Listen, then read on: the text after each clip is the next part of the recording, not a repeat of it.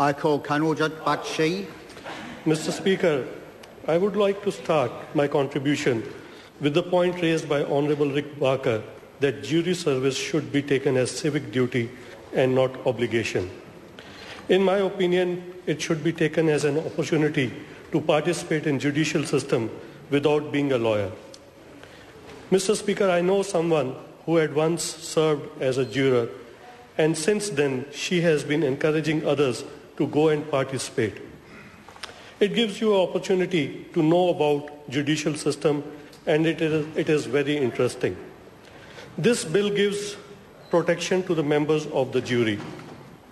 The bill includes amendments whose purpose is to improve that jury system's integrity or help to be maintained, jurors' privacy and safety of the security.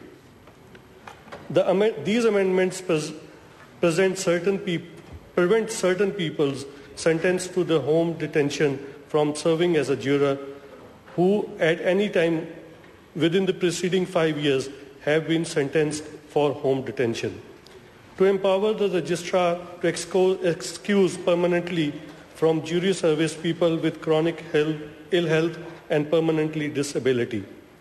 The most important aspect of this bill is to protect more rigorous the safety of the jurors.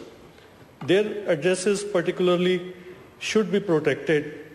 The George Barker case has highlighted the need to further contain access to the information.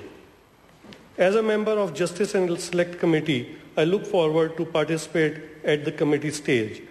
Since National has taken over, has introduced many legislations to ensure law and order can be improved. Mr. Speaker, latest statistics are telling us there has been huge decrease in crime rate all over New Zealand. If we talk in percentage-wise, the crime rate has fallen by 6.5%, and if we talk about counties Manukau, the crime rate has been reduced by more than 9%. Mr. Speaker, it is important that we protect our frontline police and prison officers from any harm being done to them.